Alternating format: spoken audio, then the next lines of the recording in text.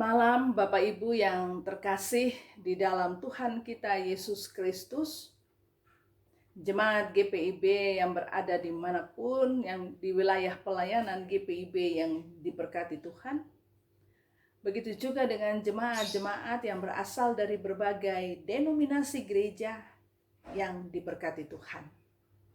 Kembali Tuhan mempertemukan dan mempersatukan kita dalam ibadah pada malam hari ini. Dan kita ada pada program Night Call, yaitu program dari Majelis Sinode GPIB. Bagi Bapak Ibu yang sudah mempersiapkan diri, mari saya mengajak Bapak Ibu untuk mempersiapkan Alkitab yang akan kita baca dan kita renungkan bersama. Sesuai dengan Sabda Bina Umat untuk tanggal 8 Mei tahun 2021, bacaan malam terambil dari kitab Hosea pasal 9, ayatnya yang pertama sampai dengan ayat yang ke-9. Sekali lagi, Hosea pasal 9, ayatnya yang pertama sampai dengan ayatnya yang ke-9. Jika Alkitabnya sudah dipersiapkan, marilah kita berdoa untuk mohon bimbingan Roh Kudus. Kita berdoa. Inilah kami Bapa yang datang menyerahkan diri. Semata-mata kami tidak ingin penyembahan kami dan iman kami penuh dengan kepalsuan. Tidak ada pengkhianatan, tidak ada persinahan. Oleh karena itu dalam segala keterbatasan kami sebagai umat-Mu, kami memberikan hati dan pikiran untuk diberkati, agar penyembahan dan iman kami menjadi nyata di dalam sikap hidup di sepanjang hidup yang Tuhan anugerahkan. Oleh karena itu Bapa, berbicaralah, karena sebagai anak-anak-Mu kami sudah siap untuk mendengarkan. Inilah doa kami, ke dalam tangan-Mu kami serahkan doa ini. Amin. Hosea pasal 9 ayat 1 sampai dengan ayat yang ke-9, demikian kata firman. Janganlah bersukacita hai Israel. Janganlah bersorak-sorak seperti bangsa-bangsa. Sebab engkau telah berzina dengan meninggalkan Allah-Mu. Engkau telah mencintai upah sundal di segala tempat pengirikan gandum.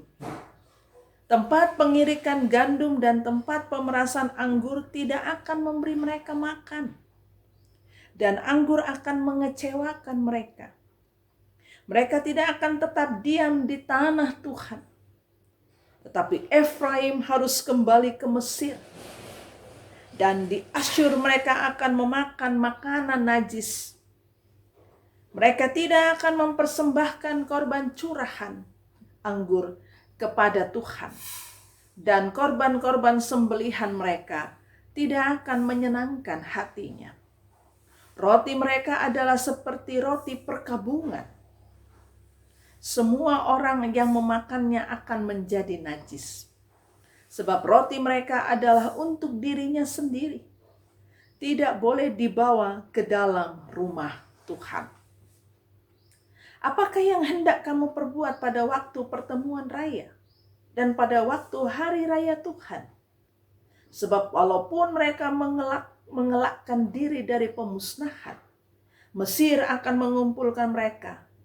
Memphis akan menguburkan mereka. Rumput akan menutupi barang-barang perak mereka yang berharga. Onak akan tumbuh dalam kemah-kemah mereka. Sudah datang hari-hari penghukuman. Sudah datang hari-hari pembalasan. Israel akan mengalaminya. Nabi adalah seorang pandir. Orang yang penuh roh adalah orang gila. Oleh karena besarnya kesalahanmu dan besarnya permusuhan, Efraim umat Allahku sedang mengintai nabi. Jerat penangkap burung ada di sepanjang jalannya.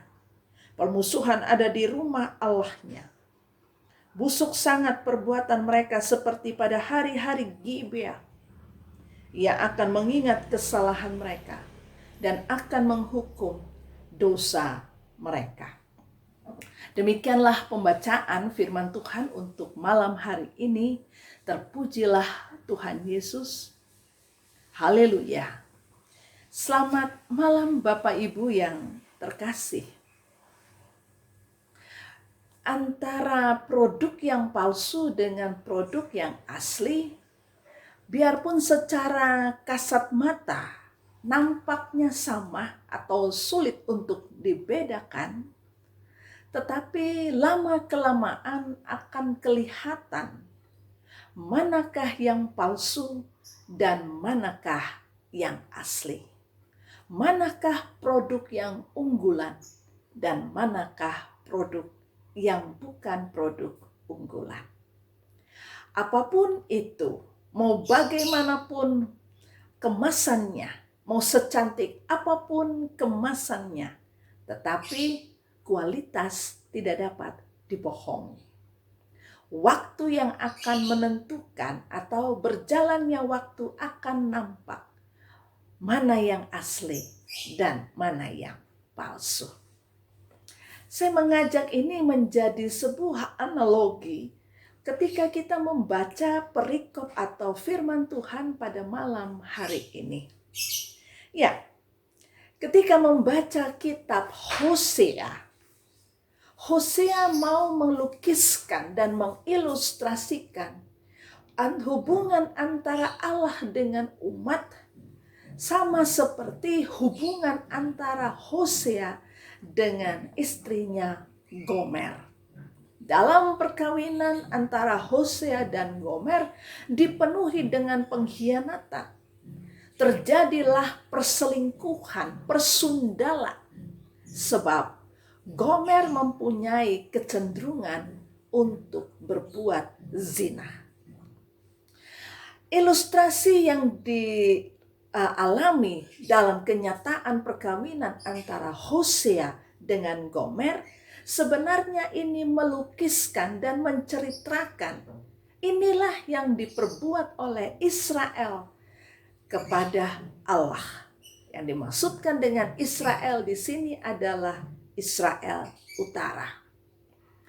Ya, ketika kita membaca perikop malam hari ini pasal 9 ayat 1 dan sampai dengan ayat yang ke-9, nampak jelas bahwa umat ini mereka tahu siapa Allah yang mereka imani. Allah Israel, yaitu Allah Abraham, Ishak dan Yakub. Tetapi ternyata dalam perjalanan iman mereka terjadi perselingkuhan, terjadi pengkhianatan, terjadi persundalan. Pengkhianatan, persundalan, dan perzinahan itu dilukiskan bahwa di antara Israel dengan Allah hadirlah pihak ketiga. Siapakah pihak ketiga? Pihak ketiga yang dimaksudkan di sini adalah Baal. Dewa-dewa dari bangsa-bangsa lain yang ada di seputaran bangsa Israel. Inilah yang mereka jadikan sebagai tuan yang mereka sembah. Sekali lagi bahwa mereka Israel tahu siapa Tuhan yang mereka imani, yaitu Tuhan Israel. Tetapi ternyata dalam ritual keagamaannya, dalam kehidupan iman mereka tidak benar-benar untuk percaya dan menyembah Tuhan Allah Israel. Nampak sekali ketika kita melihat bahwa pada ayat yang pertama, di situ dikatakan ada peristiwa sukacita. Dasarnya apa dari peristiwa sukacita itu? Ada panen yang mereka nikmati, yaitu kalau kita mengutip dari kitab Ulangan, di situ nampak adalah pesta pondok daun. Di tengah-tengah umat sedang merayakan sukacitanya, berdirilah Hosea sebagai nabi. yang mengatakan bahwa sukacita itu penuh dengan kepalsuan dan sukacita itu akan segera berakhir. Tentu saja pernyataan Hosea, pengumuman Hosea di tengah-tengah sukacita itu punya dasarnya.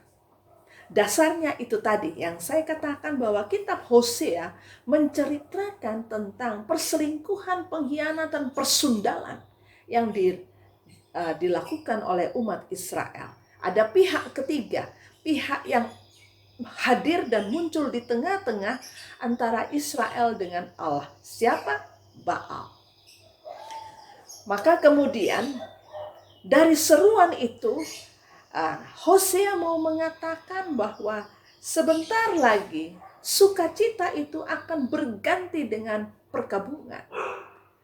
Kenikmatan itu akan diganti dengan kesengsaraan.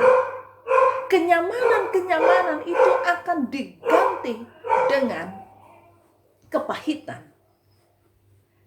Nampak sekali ketika kita membaca pada ayat yang ketiga. Di situ dikatakan bahwa Tuhan akan mengusir mereka keluar dari tanahnya, tanah perjanjian. Jadi Tuhan akan membawa mereka keluar. Dan ketika Tuhan akan membawa mereka keluar dari tanah yang diberikan Tuhan sebagai berkat, bagaimana nasib mereka? Nasib itu nampak juga pada ayat-ayat selanjutnya. Mulai dari ayat yang kedua, bahwa mereka tidak akan lagi menikmati hasil panen anggur dan gandum. Ya, anggur adalah makanan sehari-hari, makanan pokok, sementara anggur itu melambangkan kenyamanan, melambangkan kekayaan, melambangkan kesejahteraan, melambangkan damai sejahtera. Jadi ketika Tuhan mengeluarkan mereka dari tanahnya, yang pertama kenyamanan, ketenangan, ketentraman, itu akan diambil kembali. Lalu selanjutnya di situ dikatakan tidak ada lagi hari raya, pertemuan-pertemuan raya, tidak ada lagi korban-korban yang akan dipersembahkan kepada Tuhan. Dan setelah itu mereka akan makan roti najis atau roti perkabungan. Ya, roti perkabungan itu adalah roti yang dimakan dalam masa-masa penuh dengan kepahitan. Kemudian dikatakan juga bahwa Asyur akan datang menyerang, kemudian Mesir juga akan datang menyerang. Dan apa yang terjadi? Mereka akan dikumpulkan di Mesir, tetapi itu menjadi kuburan karena di situ dikatakan Memphis akan menguburkan mereka. Dan kemudian pada ayat yang ke-6, Baal, barang-barang pemujaan dewa-dewa yang dibuat dari barang-barang perak, kemudian akan menjadi tidak berharga, tidak bernilai, karena rumput akan menutupinya. Jadi inilah gambaran bagaimana pengkhianatan, persundalan, perzinahan yang dilakukan oleh umat Israel. Tentu saja segala sesuatu akan ada konsekuensi yang harus diterima. Konsekuensinya yaitu Tuhan menarik semua berkat-berkatnya dan Israel hidup di dalam penderitaan, kesengsaraan, dan kepahitan. Oleh karena itu, Bapak Ibu yang terkasih di dalam Tuhan kita Yesus Kristus, apa yang menjadi pesan dari firman Tuhan untuk kita pada malam hari ini? Mari, firman ini mau mengajak kita, janganlah ada kepalsuan di dalam keimanan dan peribadahan kita. Kepalsuan itu nampak adalah ketika kita beribadah, kita meyakini Tuhan yang punya kekuatan dan mengatur hidup. Tetapi dalam perjalanan beriman, dalam perjalanan hidup sehari-hari, Bapak Ibu dan saya tidak betul-betul mengandalkan Dia. Contoh, lebih banyak kita selalu berada pada posisi aman. Kita selalu mencari pada situasi yang aman. Sulit sekali kita keluar untuk mengatakan yang benar dan melakukan yang benar dengan standar Tuhan. karena pasti ada risikonya. Itulah yang kita baca pada ayat yang ke-7, ayat yang ke-8, dan ayat yang ke-9.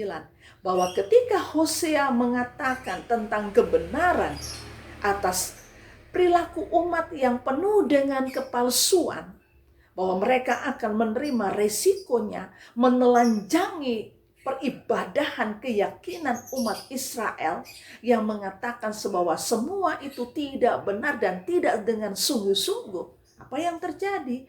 Hosea dikatakan sebagai orang gila, orang pandir, dan mereka hendak membunuh dan menangkapnya. Ya, sadar atau tidak sadar, suka atau tidak suka, kebanyakan gereja dalam hal ini persekutuan orang percaya seringkali mengambil sikap posisi pada zona aman, zona nyaman. Sulit untuk berani berbicara tentang kebenaran standar Tuhan dan melakukan kebenaran dengan standar Tuhan.